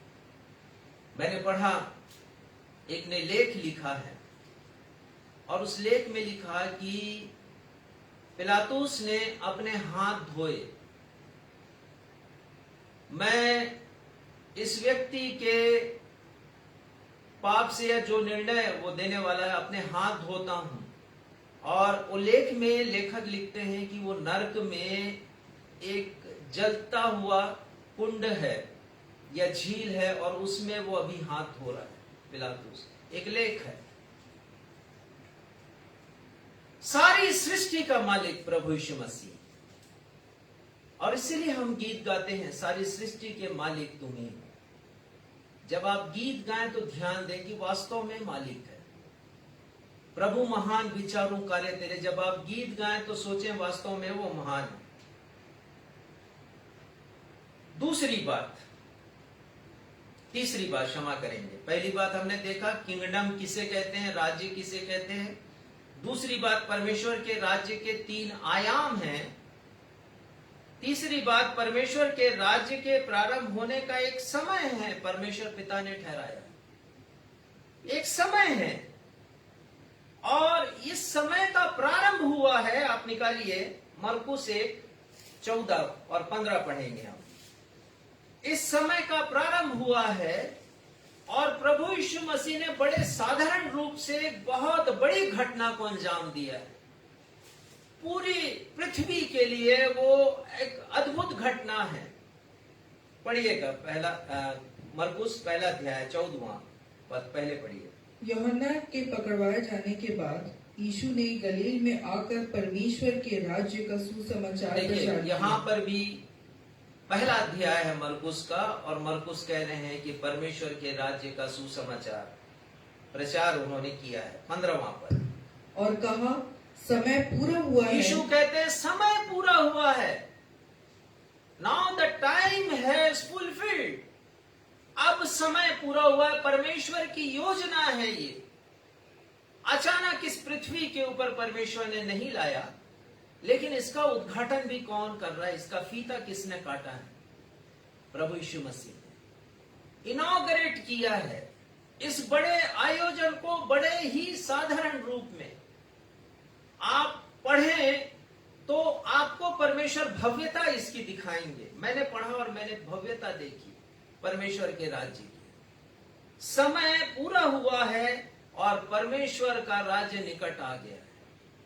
परमेश्वर के पास इस पूरी पृथ्वी के लिए एक योजना है।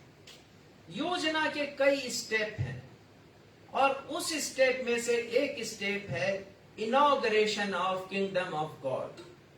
परमेश्वर के राज्य का उद्घाटन, और प्रभु यीशु मसीह ने उसे किया है। हर एक बात के लिए परमेश्वर ने समय ठहराया है। परमेश्वर पिता के पास हर युग के लिए समय है, हर युग के लिए एक योजना है। गलातियों 4:4 में संत पौलुस लिखते हैं, जब समय पूरा हुआ तो परमेश्वर ने अपने पुत्र को भेजा, अर्थात प्रभु यीशु मसीह का जन्म हुआ। जब समय पूरा हुआ, जब समय आया, तो परमेश्वर के पास एक समय है। जब समय पूरा हुआ तो प्रभु यीशु मसीह ने क्रूस पर अपना बलिदान किया। कोई ऐसे वैसे दिन में बलिदान नहीं किया है। वचन को पढ़ें तो आप जानेंगे, फसह के पर्व के समय, फसह मतलब छुटकारा, वो छुटकारा लेकर के जाता है मिस्र देश में।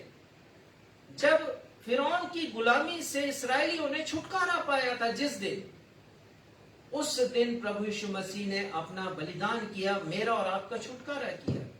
एक समय है परमेश्वर की योजना में।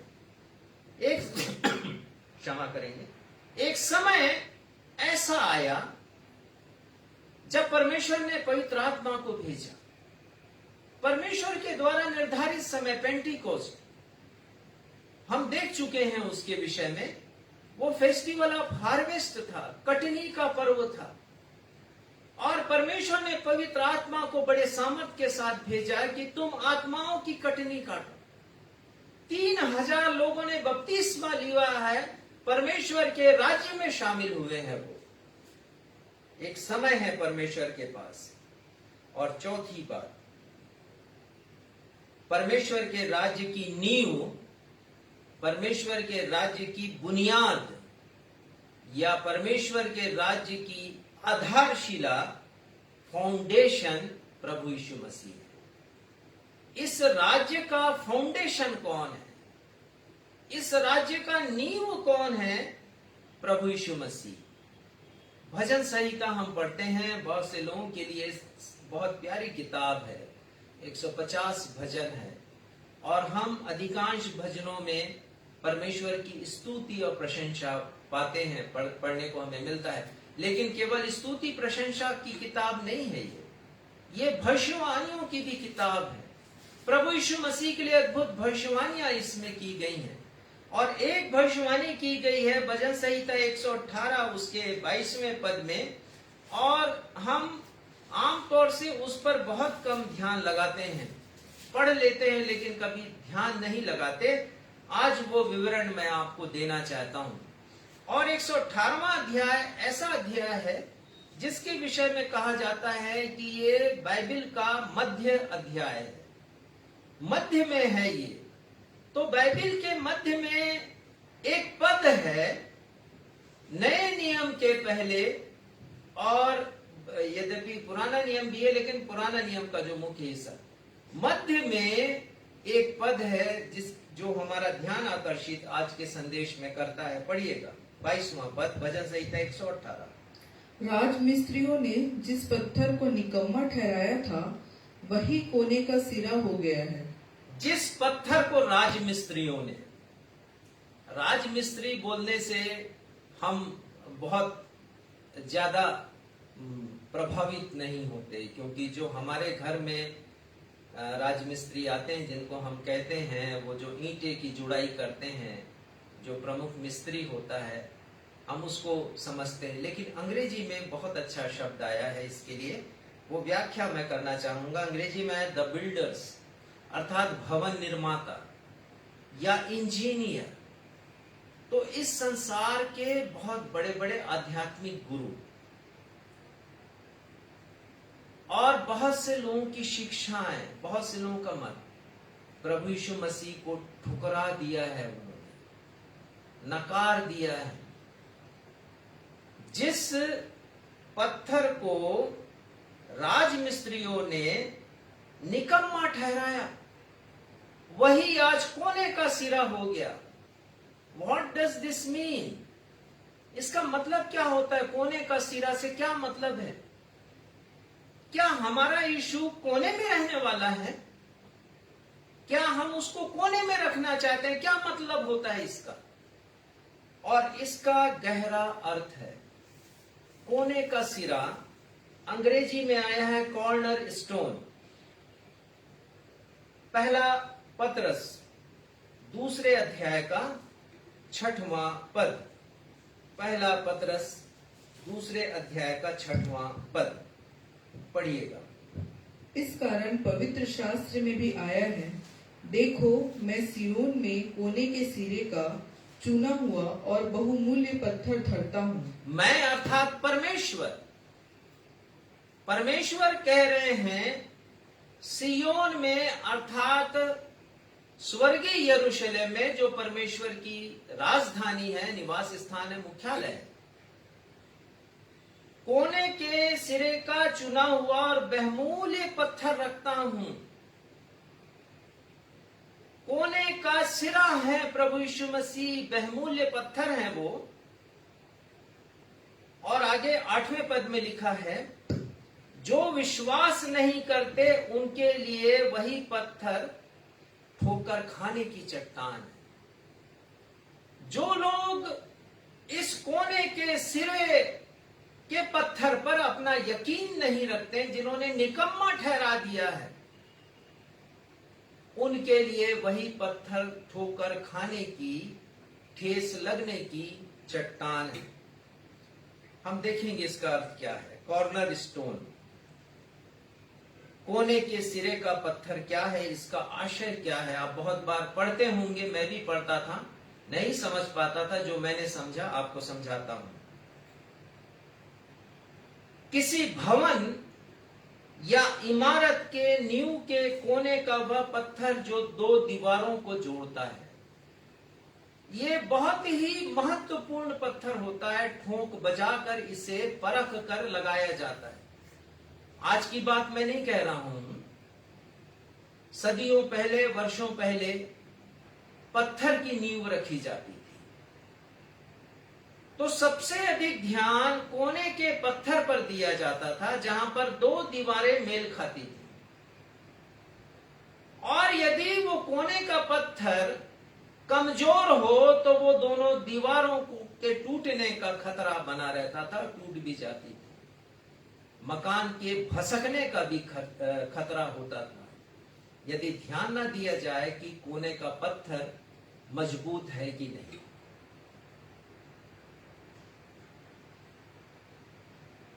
दो दीवारों की मजबूती इसी नींव के कोने के पत्थर के कारण होती थी।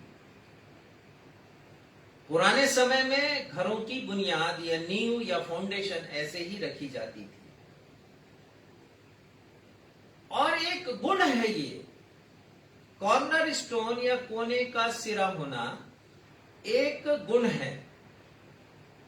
वो विशेष गुण जिसके ऊपर किसी नियम, सिद्धांत या योजना की समूची प्रणाली आधारित होती है। मैं फिर से कह रहा हूं, ये वो गुण है, विशेष गुण जिसके ऊपर किसी नियम या सिद्धांत या योजना की समूची प्रणाली आधारित होती है या निर्भर होती है।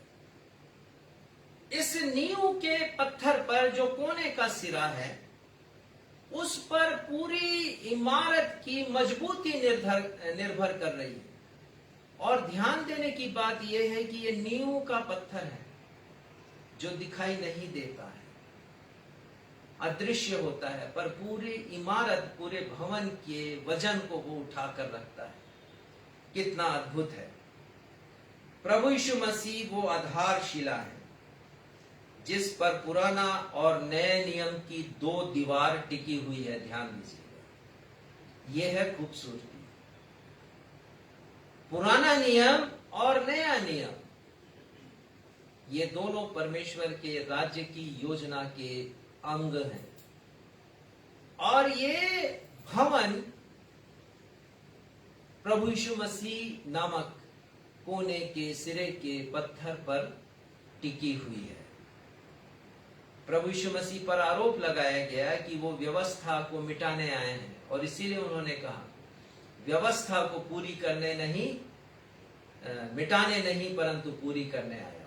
उन्होंने कहा व्यवस्था को, मत्ती 5:18 में प्रभु यीशु मसीह कहते हैं, 17 और 18, व्यवस्था को मिटाने नहीं आया, पूरी करने आया। एक ही दीवार थी उसमें पुराने नियम की, और मैं नीचे नींव बन गया, कोने का सिरा बन गया, कोने का बहुमूल्य पत्थर बन गया, और मुझसे जुड़ करके ये दूसरी दीवार, और फिर तीसरी दीवार, चौथी दीवार बनी, और ये इमारत अविनाशी है।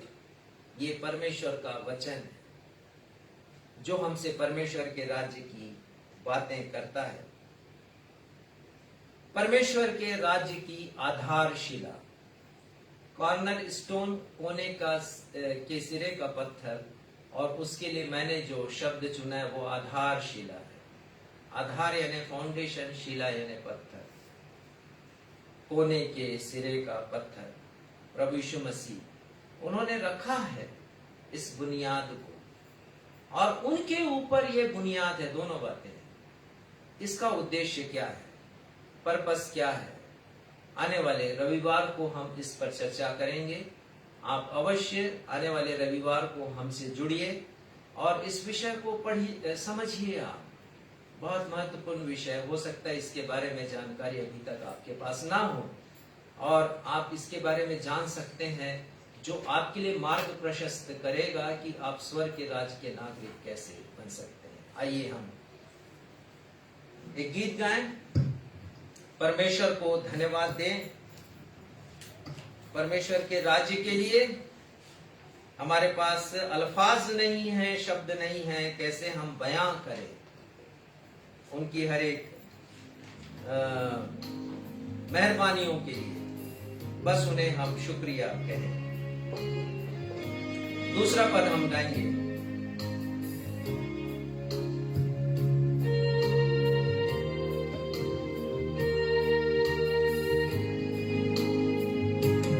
अल्फाज है कम, आंखें मेरी नम, ख्यालों में तेरे गाँव बेशुमार, कैसे मैं कह सकूं, कैसे बयां करूं, तेरा प्यार जो है बेइंतहा,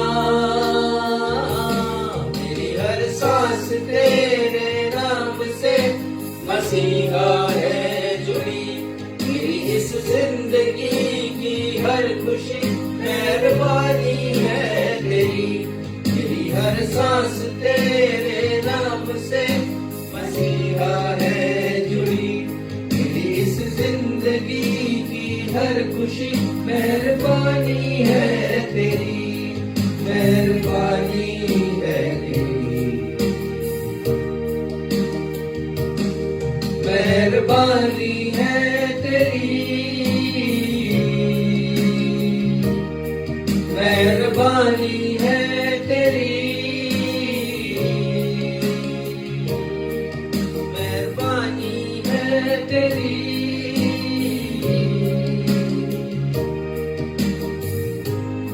हे हमारे पिता, हम धन्यवाद देते हैं, आज आपने अपने पवित्र आत्मा के द्वारा हमारे मन की आंखों को खोला है और हमने सीखा है पिता आपके राज्य के बारे में, और हमने सीखा है कि हमारे लिए कितना महत्वपूर्ण है।